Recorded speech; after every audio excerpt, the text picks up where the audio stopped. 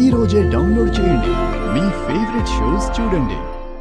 పచ్చగా ఉంటున్న ఇంటిపై కొన్ని పిచాచులు కన్నేశాయిలే సార్. ఎదురుగా వచ్చి పోరాడే ధైర్యం లేక చాటుమాటుగా దెబ్బతీయాలి అనుకుంటున్నాయి. ఎవరి గురించి అంటున్నావు రాథోడ్? కొందరి పిరికి పందల గురించిలే మేడం. వారు చేసే నమ్మక ద్రోహాలు, వెన్నుపోటు గురించి. అలాంటి వాళ్ళు ఎవరున్నారు రాథోడ్? ఓ, రణ్వీర్ గురించి అంటున్నావా?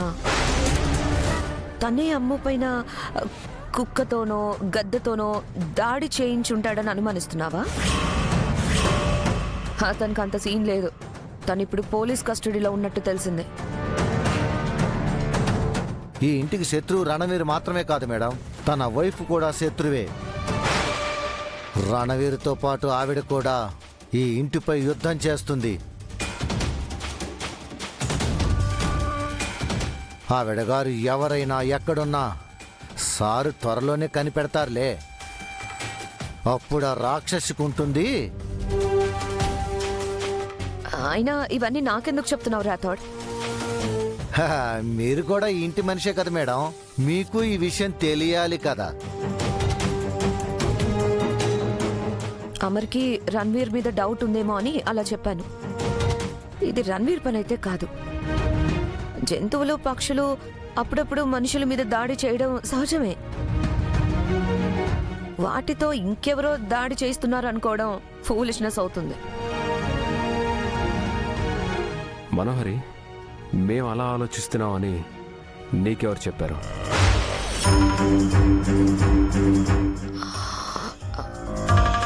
అంటే వరుసగా దాడి జరిగితే ఎవరైనా అలాగే ఆలోచిస్తారు కదా మరి.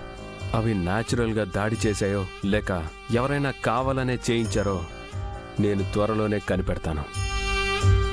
ఈ దాడుల వెనక ఎవ్వరున్నా సరే వదిలిపెట్టను. అనవసరంగా ఈ టాపిక్ బయటకు తీసుకొచ్చాను. ఆ సంగతి మాకు వదిలే మనోహరి. ఈ విషయం బాగీతో, పిల్లలతో నువ్వు ఎప్పటికీ డిస్కస్ చేయకు.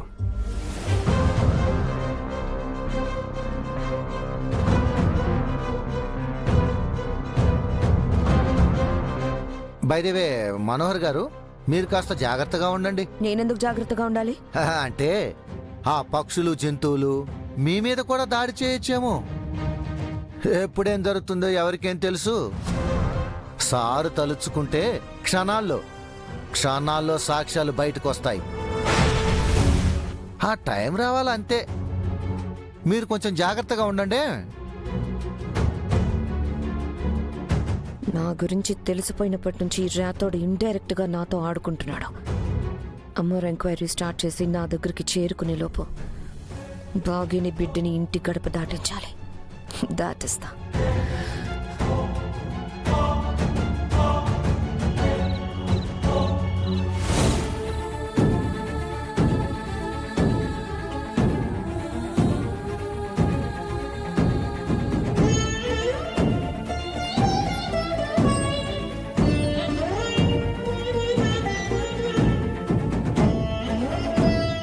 ఈ బిడ్డ జాతకరీత్యా పెద్ద పాపకి ప్రాణగండం 7 ఏళ్ల పాటు ఉంటుంది. మీరు ఎక్కడున్నారో మీ కుటుంబ సభ్యులకు తెలియకుండా అజ్ఞాతవాసం చెయ్యాలి. కాదు అని కలిసుంటే కఠిన పరీక్షలు ఎదుర్కోవాల్సి ఉంటుంది.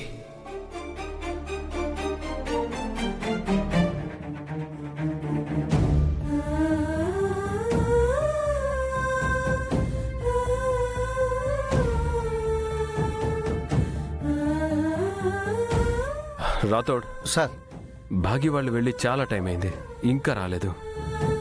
నాకెందుకో టెన్షన్గా ఉంది. టెన్షన్ ఏం అక్కర్లేదు సార్, వచ్చేస్తారు. ఇంకొంచెం సేపు చూసి రాకపోతే మనమే బయటకు వెళ్దాం.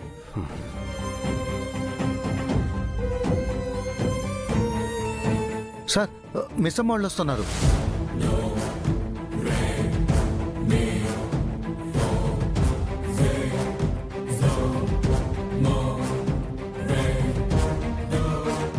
ఎక్కడికి వెళ్ళావు బాగి? అది గుడికెళ్ళి వస్తున్నామండి.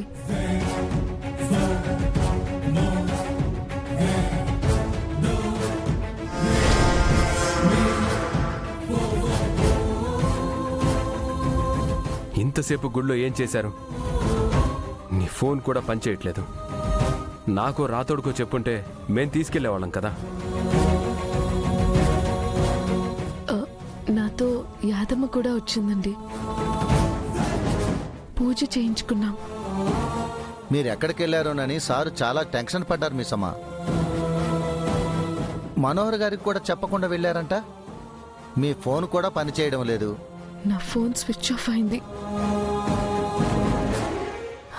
అమ్ముకి ఎలా ఉంది ఇప్పుడు? అమ్ము బానే ఉంది.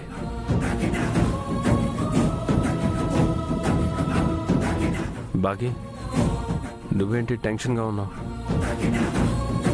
ఏం లేదండి, నేను అమ్మని చూడాలి. కొంచెం పాపని తీసుకోండి.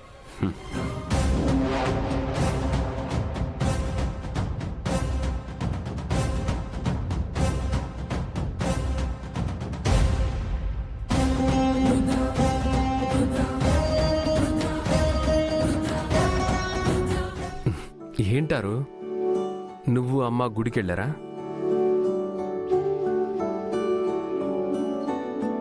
సార్, ఆరు మేడం పుట్టిందే గుడిలో కదా, మళ్ళీ గుడికి ఎందుకు వెళ్ళారు? ఇంతకీ దేవుడికి ఏమని దండం పెట్టుకున్నారు? ఓ, త్వర త్వరగా పెరిగి పెద్దవాళ్ళు కావాలనుకున్నారా?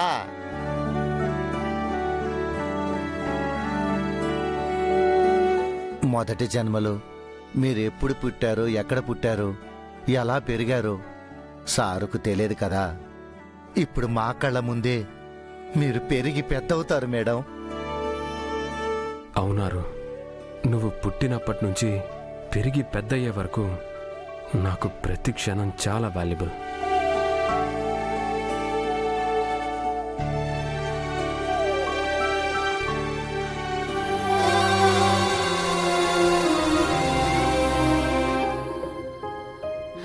ఆరు మేడం, ఆరు మేడం,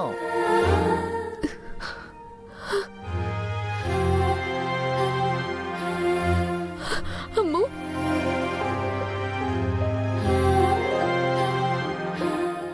అమ్ము, అమ్ము, అమ్ము.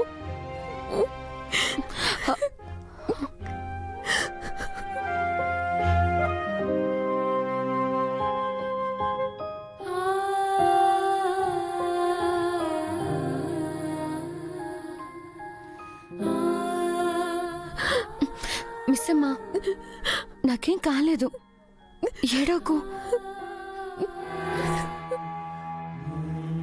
అదేడుపు కాదే, నీకు శాపం.